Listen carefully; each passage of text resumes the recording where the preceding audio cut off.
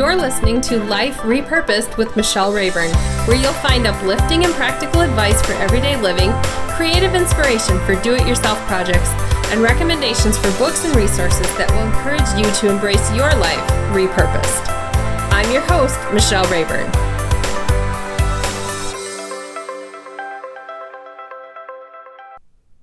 Welcome to episode 2 of Life Repurposed with Michelle Rayburn. I hope you read last time's episode, read the blog, or listened online, watched the video. This is number 2, and one of the things I want you to know is that you are getting in on the ground level of something brand new. I am brand new to podcasting, brand new to video. I've been blogging for a long time and been online on social media, and I speak to a lot of groups, but this is something new. I wanted to connect with a new audience, and so I thank you for going through the bumps with me, being part of the very first things, and being forgiving when it comes to a few of the glitches. I love to be real, and so yes, today I have on makeup, but you will see on my social media that sometimes I put up not so flattering, or maybe just fine flattering videos where I share with you. But I want you to know that in the middle of everyday life, if you're vacuuming the floor and you're listening to a podcast in your headphones, or you're driving in the car, or maybe you have Apple TV and you just put the video up on there from YouTube and you're watching it as you're playing with the kids, maybe you're on your way home from work, wherever you are, I want you to know that I care about your life. And so this issue is about simplifying, tossing out, refurbishing, and moving forward. So in episode 1, I gave you an introduction to Life Repurposed and a little bit of the why behind what I do. And I explained to you that on every issue of the blog and on every video, there are going to be 3 things. There's going to be something from everyday life, something practical, something fun, something that you can use in your everyday life, something that's creative that has to do with repurposing, and number 3, some sort of resource that you can use in everyday life. It could be a video, it could be a book, whatever it is. I read a lot of books, so it's probably mostly going to be books.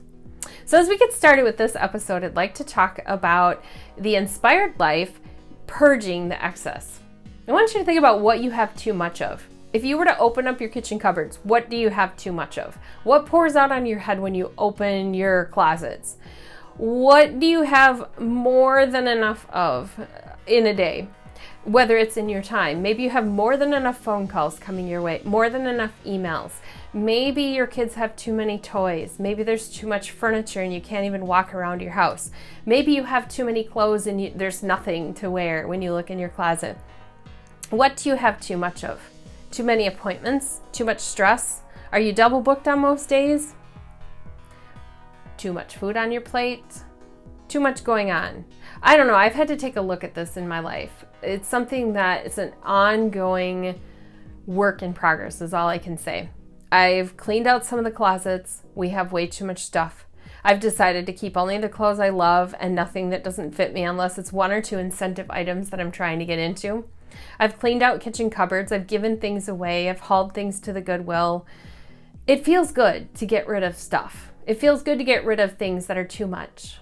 And one of the other things that I've had to get rid of is too much in my schedule.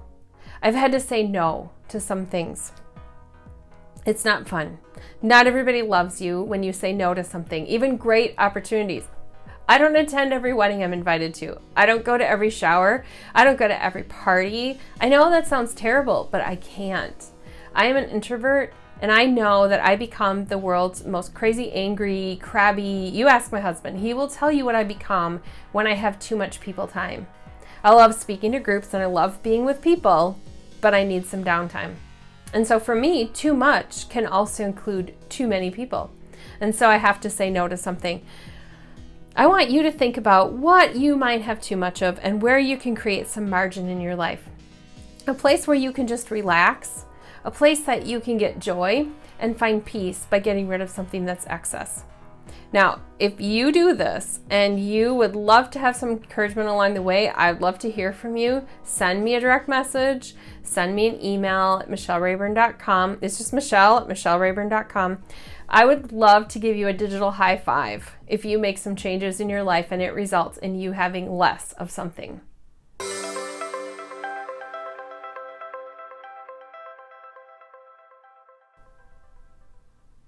one of the things that became part of my purging and getting rid of excess things was also a before and after project. And so for our Life Repurposed project today, I'd like to talk about the China hutch makeover that I did.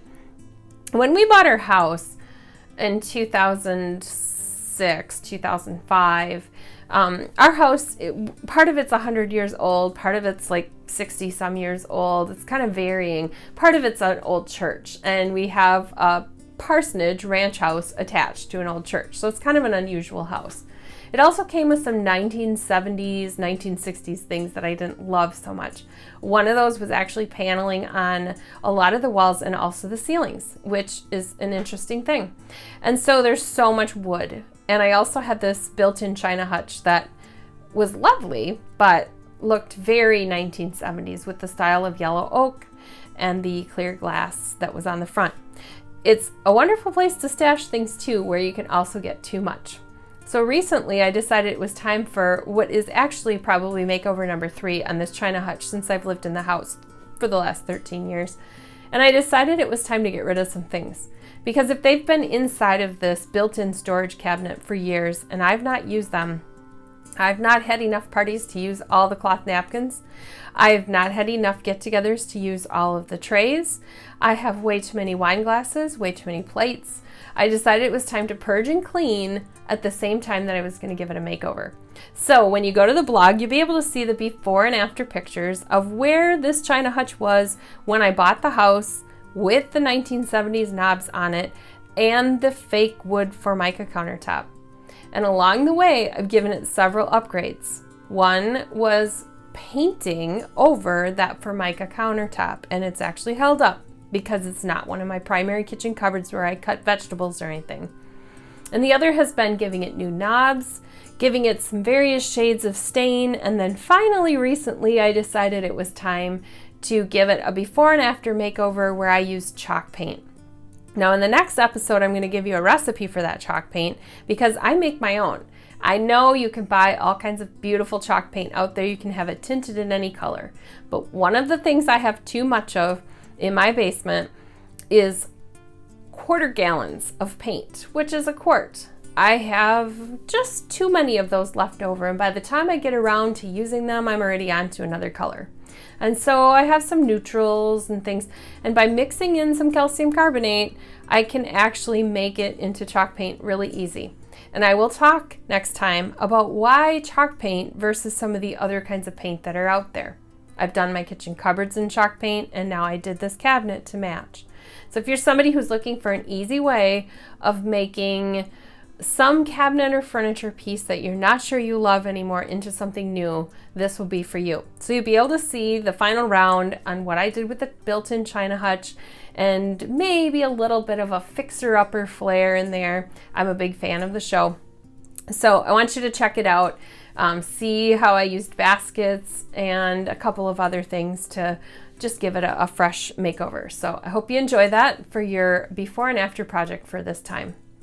I would also love to see your before and after projects. So if you take something and you transform it, please send me a DM or send me an email because I will feature that on my Trash to Treasure Facebook page and show your before and after project.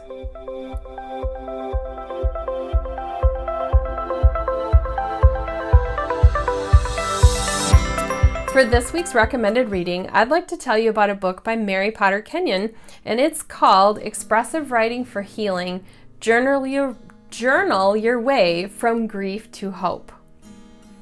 I met Mary Potter Kenyon some years ago at a writer's conference, and she came to that writer's conference a very short while after losing her husband unexpectedly. He was somebody who really believed in her vision for being a writer, for her dream of publishing more books. She had some in the works and lots more on the way, and he really encouraged her to do that. And then all of a sudden he passed away, and suddenly life was different, and she was having to navigate with her children who were still living at home and caring for them and having grandchildren from some of her other children, while she was also navigating how to pay the bills and get through her real life. So out of that came several things that she's written, and one of them is the journal that is called Expressive Writing for Healing. And in this, Mary tells her story, and it's wonderful how she tells that in the first person. So she allows you to feel as if you're sitting across from her having coffee, and she's just telling you about the process that she went through in walking through this grief. She talks about how it's different for everybody who goes through this. And then she has these spaces at the end of every chapter with lines for journaling. Mary discovered that journaling was a big part of healing for her, so she wants other people to be able to experience that kind of healing. So she gives you a little bit about her life, talks about the healing steps that she went through, then gives you a space to write and journal and get it all out, and then move on to the next chapter.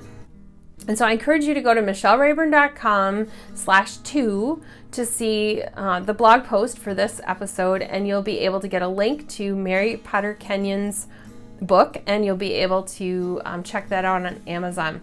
She also has a couple other books. One is called Coupon Crazy, so if you're a thrifty person, you're going to love that. She has one called Chemotherapist, How Cancer Cured a Marriage, Refined by Fire, A Journey of Grief and Grace, and Mary and Me, A Lasting Link Through Ink.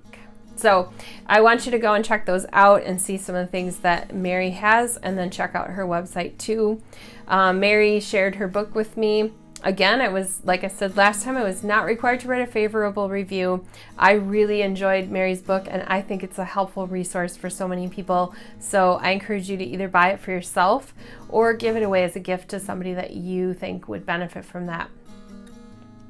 So that has been Life Repurposed. Simplify, toss out, refurbish, and move forward. I hope you're moving forward from something this week. If you are, I would love to hear from you. Send me a message. I will reply personally to the messages that I receive from you. Check out Life Repurposed on Instagram. Check me out on social media. Find the podcast and share it with your friends. Leave a review. Check out YouTube. Okay, you get it. Go to all the places. Go to all the places and say hello, because I love being on different platforms, and I want to find you wherever you are and have a conversation with you. So have a great week, and I will talk to you next time. You've been listening to Life Repurposed with Michelle Rayburn. Check out tips, resources, and inspiration at michellerayburn.com.